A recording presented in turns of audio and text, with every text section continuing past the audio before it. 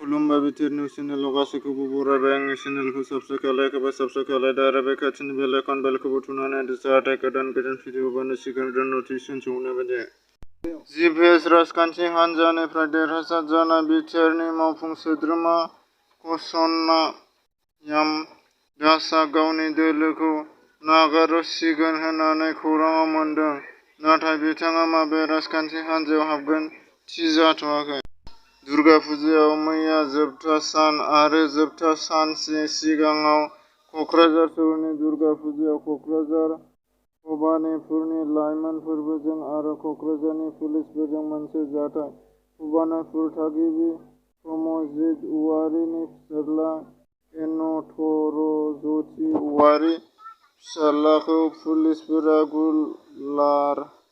गुलियै बुनायनि अजद आरो खौरांआव फोसावनाय बायदिब्ला लामा सेराव गसंनानै थाबाय थानाय समावनो पुलिसफोरा फैनानै ओरैनो दाय गैयालासे गाज्रि बुनानै जोखोम खालामनानै होयो होननानै फोरमायो। बुसे बुनानै पुलिसनि थानायाव लांनाय, गोबां खस्थ' खालामनानै होनानै एनकाउन्टारनि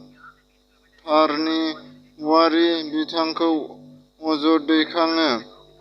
बे जाथायखौ लानानै क'क्राझार सरकारि जौमा फरायसालिनि गाहाय नेहाथारि लिंहर गयारि बिथाङा क'क्राझार पुलिस बिफाननि गोख्रों सोंखारिदों।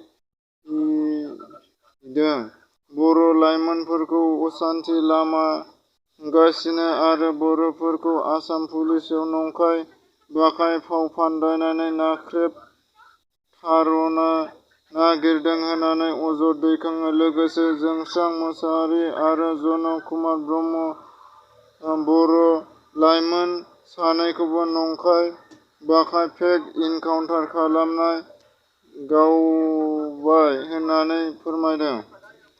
थारैनो बे जाथायखौ लानानै पुलिसजों बुजानाय आरो लैहोर गयारि बिथाङा आसाम सोरखारखौ खौरांगिरिफोरनि गेजेरजों माखासे खोथा बुंदों।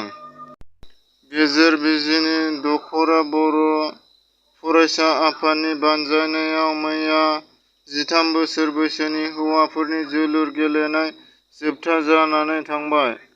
थांनाय सुनिबाराव फातेमाबाद साहा बागाननि बासखौ लानानै दुंहाव थासारिखौ